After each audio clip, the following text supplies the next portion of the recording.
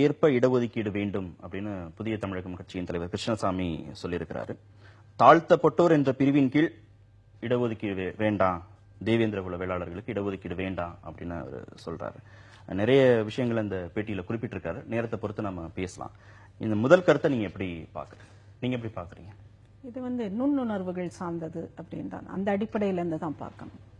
அரசியல் ரீதியாக இடஒதுக்கீடுக்கு இந்த மாதிரி பிரிவுகள் ஏற்படுத்தும் போது பிற்படுத்தப்பட்டோர், தாழ்த்தப்பட்டோர்னு கொடுக்கும்போது அந்த பிற்படுத்தப்பட்டோருங்கிறதுக்கும் தாழ்த்தப்பட்டோருங்கிறதுக்குமே பெரிய வித்தியாசம் இருக்கு. அது ஒரு செய்தியை தொடர்ந்து மக்களுடைய மனதில் போய் சம்பந்தப்பட்டவர்களுக்கும் அதை தாண்டி வெளியில் இருப்பவருக்கும் ஒரு செய்தியை தொடர்ந்து அடக்குமுறையும் தாழ்த்தப்பட்டதுமான அந்த நிலை அவர்களுக்கு ஒரு மரியாதையோ ஒரு பெருமித உணர்வையோ கொடுக்காமல் நிறுத்துகிறது அப்படிங்கிறது.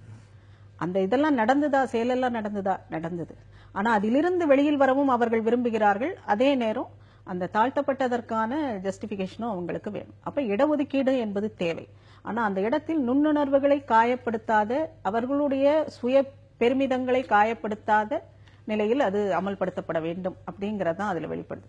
இன்னைக்கு கிருஷ்ணசாமி சொன்னாருங்கிறது இல்லை, அதற்கு முன்னாலேயே கடந்த பல வருடங்களாக இந்த உணர்வுகள் வெளிப்படுறத நாம பார்க்கணும். அது அட்ரஸ் பண்ணப்பட வேண்டிய ஒரு விஷயமா தான் நான் பார்க்கிறேன். ஏன்னா பிற ஜாதிகள், இந்த பிற்படுத்தப்பட்டோர்னு சொல்வதில் அந்த நடுநிலை ஜாதிகள் எந்த அளவுக்கு தங்கள் பெருமைகளை பேசுகிறார், ஜாதி பெருமை பேசுகிற அளவிற்கு அரசியல் இடம் கொடுக்கிறதுங்கிறது. அவங்க இடஒதுக்கீட்டை பயன்படுத்தி மேலே வருகிற போது அந்த அளவுக்கு விமர்சனம் வைக்கப்படுறது இல்ல. ஆனா இவர்கள் இடஒதுக்கீட்டை பயன்படுத்தி மேலே வருகிற போது இடஒதுக்கீட்டை பயன்படுத்திட்டாங்கன்னு தொடர்ந்து இவங்க மீது விமர்சனம் வைக்கப்படுகிறதுங்கிறது அவருடைய கருத்து. ஏன்னா அந்த பிற்படுத்தப்பட்ட அந்த நடுநிலை ஜாதிகள் எவ்வளவு தூரம் அரசியல் அதிகாரத்தில் அவர்கள் இடம் பிடித்திருக்கிறார்கள், அந்த அரசியல் அதிகாரத்தின் மூலமாக தங்களுடைய பெருமிதங்களை எவ்வளவு அளவுக்கு ரியலைஸ் பண்ணியிருக்கிறாங்க, அந்த அடிப்படையில் இருந்து அவர்கள் பேசுகிற பேச்சுக்கள் அது இந்த தாழ்த்தப்பட்டோர் அந்த பட்டியலில் இருப்பவர்களை எந்த அளவிற்கு காயப்படுத்தி, அப்ப அவங்க தங்களுடைய நுண்ணுணர்வுகள் காயப்படுகிறது. அதிலிருந்து அவர்கள் ஒரு பெருமிதத்தை அடைய நினைக்கிறார்கள், ஏற்கனவே இருப்பதாக சொல்கிற பெருமிதங்கள் பிளஸ் அடைய நினைக்கிற அரசியல் அதிகாரம், இதையெல்லாம் சேர்ந்துதான் அவர்களை இந்த மாதிரி பேச வைக்கிறதுங்கிறத நான் பார்க்கிறேன். மக்கள் தொகைக்கு ஏற்ப இடஒதுக்கீடு வேண்டும்னு அவர் சொல்றார். சமூக நீதியின் அடிப்படையில் இடஒதுக்கீடு வேணும் அப்படின்னு சொல்றதுக்கும் மக்கள் தொகைக்கு ஏற்ப இடஒதுக்கீடு வேணும்னு சொல்றதுக்கும் நிறையவே முரண்பாடு இருக்கு. எது சரியா இல்ல? விகிதாச்சார இடஒதுக்கீடு தான் அவரும் ஆதரிக்கிறார்.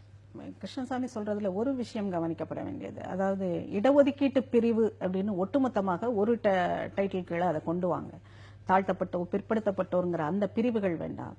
இடஒதுக்கீட்டு பிரிவுங்கிறதுல நீங்க பெர்சன்டேஜ் பிரிச்சு இப்ப என்ன இது அமலாயிட்டு இருக்கோ அதே இதை தொடருங்க. ஆனா அதுக்கு அடையாளப்படுத்துவது இடஒதுக்கீட்டு பிரிவு அப்படிங்கிற இது அது கவனிக்கத்தக்க. அவர் சொல்றது ஒரு நபருடைய குடும்ப பின்னணி, நில உடைமை, கல்வி பின்னணி எல்லாவற்றையும் தீர ஆராய்ந்து அப்படின்னு சொல்றாரு. அதுவும் கவனிக்க வேண்டியது. ஏன்னா இடஒதுக்கீடு பல 10 வருடங்களாக இங்க இடஒதுக்கீடு, ஆனா இன்னும் கூட எந்த விதமான வெள்ளை அறிக்கை கிடையாது. எந்த அளவுக்கு பயனாளிகள் எந்த அளவிற்கு பயன்பெற்றிருக்கிறார்கள், சமூகத்தில் அது நிகழ்த்தியிருக்கிற மாற்றங்கள் என்ன, இந்த மாதிரி ஒரு 10 வருடங்களுக்கு ஒரு முறையாவது ஒரு வெள்ளை அறிக்கை கவர்மெண்ட் தயார் பண்ணணும். ஏன்னா இது கவர்மெண்ட் பாலிசி. அரசாங்கம் ஒரு திட்டத்தை செயல்படுத்தும் போது, ஒரு கொள்கை ரீதியாக ஒன்றை செயல்படுத்தும் போது அதனுடைய விளைவுகள் எப்படி இருக்குன்னு ஒவ்வொரு 10 வருடங்களுக்கும் ஒரு முறை அரசாங்கம் தன்னுடைய திட்டம் எந்த அளவுக்கு சென்று சேர்கிறதுங்கிற ஒரு சுய பரிசோதனையை அது செய்து கொள்ள வேண்டும். ஆனா அது அந்த மாதிரியான எந்த செயல்பாடுகளும் இங்கு கிடையாது. ஒரு பிளைண்டா ஒன்னு ஃபாலோ ஆயிட்டே இருக்குது ஒரு பல 10 வருடங்களாக. தைரியமா இங்க பேச முடியுமா? இடஒதுக்கீடு தொடர்பாக தேர்தல் அரசியலோடு சம்பந்தப்பட்டு அது மாதிரி துணிச்சலான கருத்துக்களையோ மறுசீராய்வையோ உட்படுத்தக்கூடிய அளவுக்கு தான் அரசியல் சூழல் இருக்கா? அரசியல் சூழல் அப்படித்தான் இருக்க வேண்டும். அரசியல் தீர்மானிக்க கூடாது இந்த மாதிரி விஷயங்களை. இதை பேசுவதற்கான தைரியம் மக்கள் நலன் தான் அடிப்படையாக இருக்க வேண்டும். அப்ப இடஒதுக்கீடு தேவையா? கண்டிப்பாக தேவை. நான் இன்னும் வேண்டான்னு சொல்கிற அளவிற்கு நாம எந்த இடத்தையும் ரீச் பண்ணல. அப்ப இடஒதுக்கீடு தேவை. அது எந்த அளவிற்கு சரியான முறையில் செயல்படுத்தப்பட வேண்டும்ங்கிறது இத்தனை வருடங்களுக்கு பிறகாவது அரசு அதை ஒரு ரெவ்யூ செய்ய வேண்டும்ங்கிறது அடிப்படை.